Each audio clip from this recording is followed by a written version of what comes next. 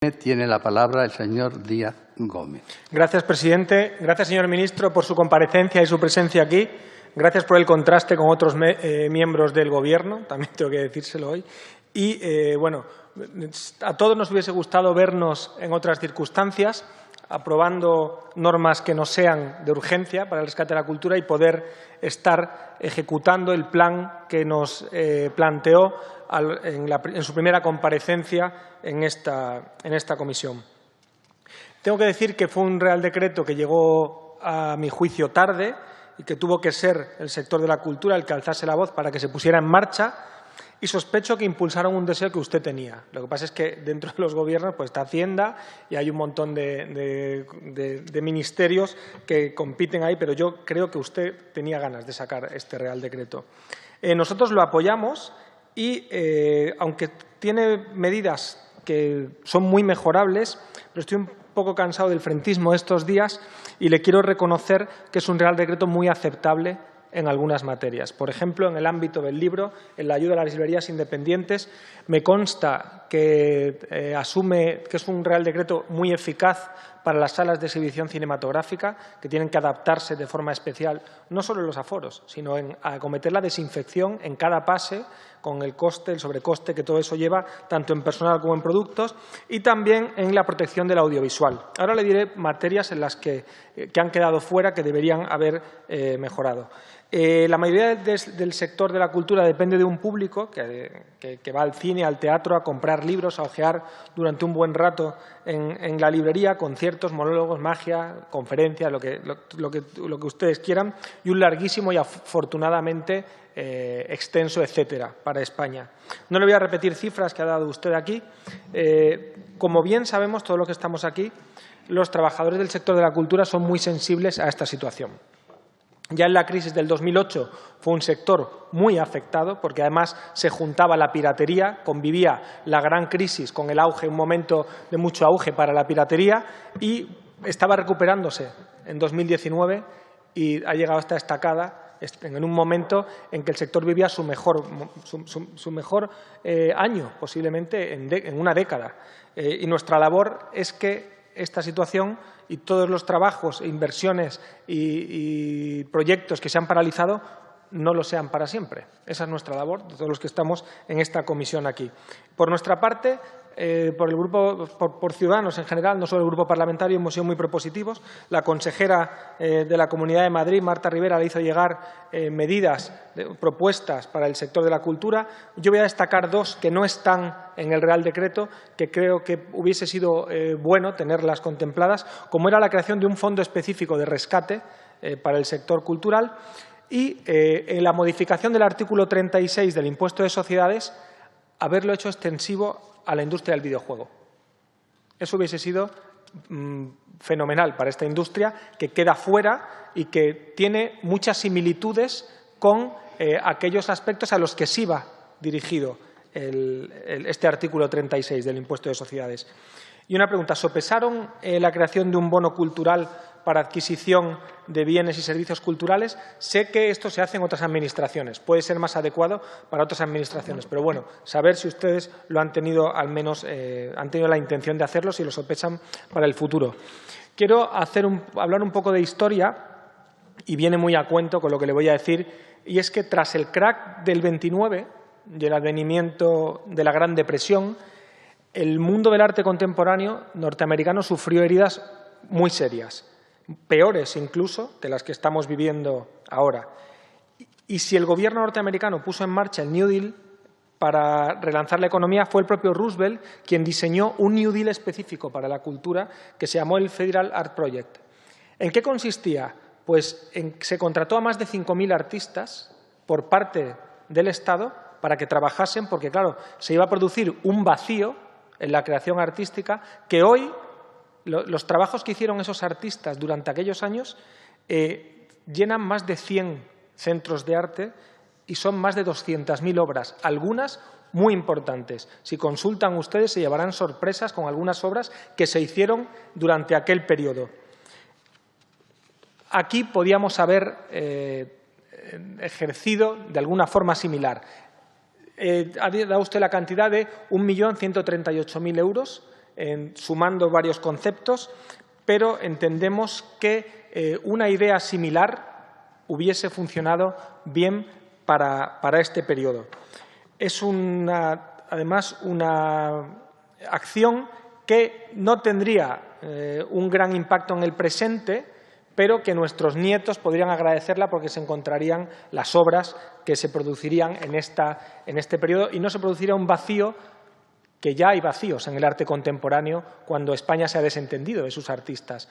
Durante el franquismo hay grandes vacíos en la sucesión artística española, para que no se vuelva a repetir esto por una circunstancia como la que estamos viviendo. Una propuesta, se la hice el otro día en la tribuna y se la hago ahora.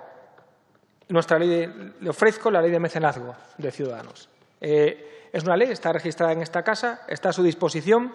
En esta ley es más ambiciosa que las medidas que ustedes adoptan. Apostamos por el micromecenazgo, por el voluntariado y implica también a la ciencia.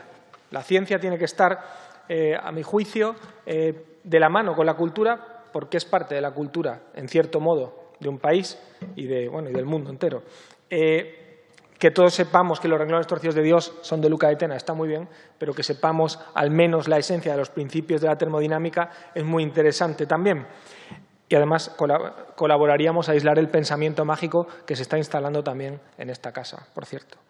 Y también es una ley de mecenazgo que mira de manera importante al deporte base y a las dotaciones universitarias.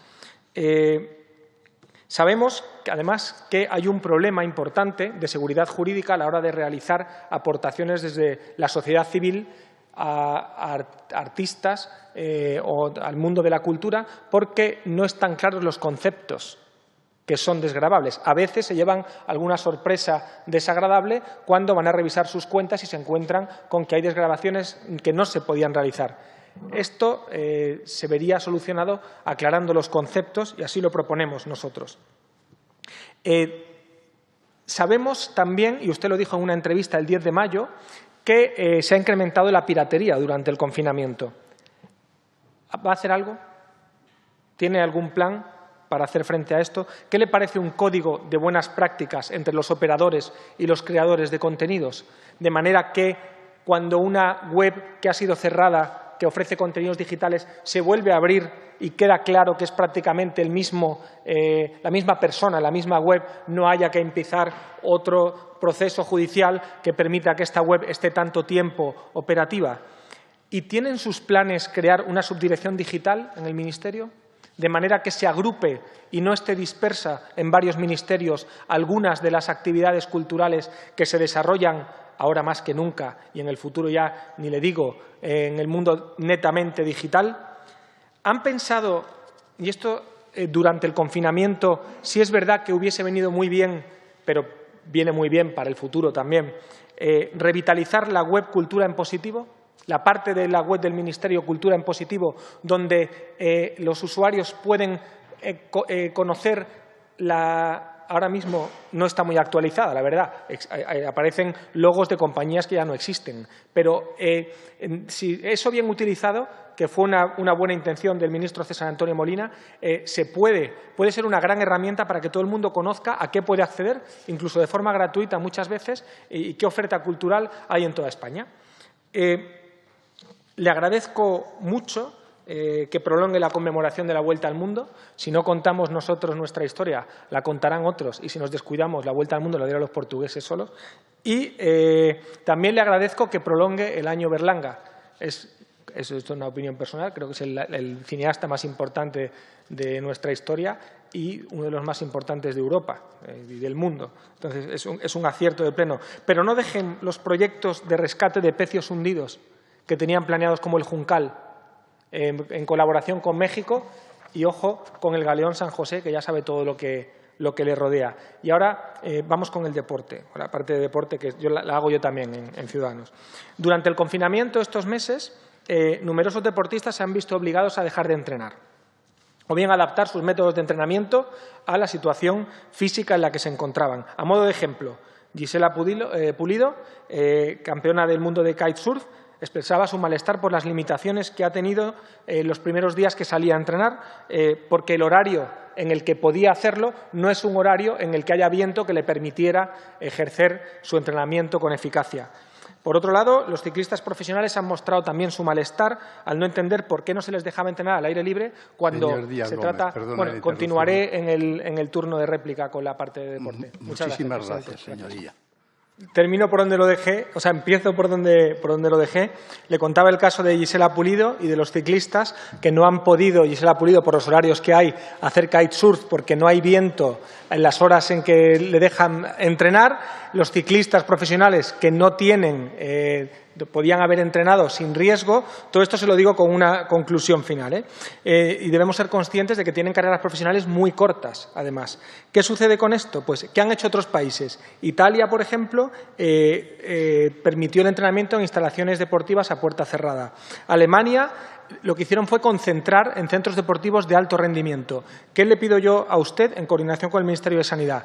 Que en caso de un rebrote tengan previstas estas medidas, porque hay unos Juegos Olímpicos, por ejemplo, a las que pueden llegar bastante peor entrenados los deportistas españoles que los deportistas de otros países que sí están adoptando medidas. No tiene remedio el pasado, mirando al futuro, tengan previstas estas medidas por si acaso hubiera un rebrote, esperemos que no. Y por otro lado, ya lo han dicho todos los portavoces, somos muy críticos con dar por finalizada la primera Iberdrola y se celebró por todo lo alto la firma de un convenio colectivo del fútbol femenino y automáticamente se les suspende la liga femenina. No tiene mucho sentido.